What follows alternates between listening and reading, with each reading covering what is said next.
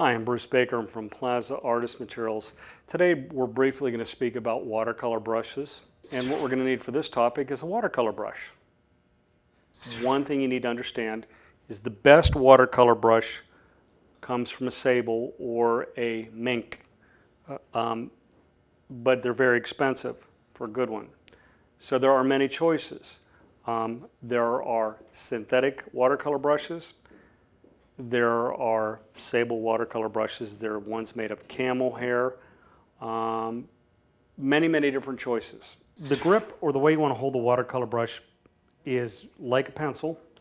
When you work, the technique is very similar to writing with a pen or a pencil because you work close and you work on a horizontal the majority of the time.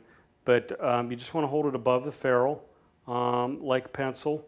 And usually you're going to operate or use a brush probably 1 to 2 inches away from the actual artwork.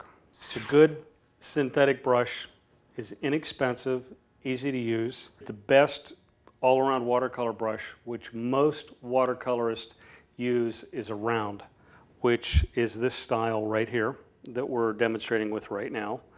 The other style is a flat or a wash brush.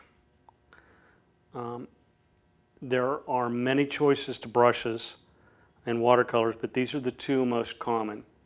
And again, the wash brush, you want to hold the same way, just like a pencil. This is just demonstrating with a wash brush. Generally in watercolor, most people like to put water down in the paper first and then introduce the color to the paper, and you get a very beautiful effect. But a lot of control. And a watercolor brush basically is a staining brush. You're staining the paper with the color that you're putting down. This is a round, the most common. The thing about a round watercolor brush is you can go fat, or you can twirl the tip a little bit on a good watercolor brush and come to a very fine point.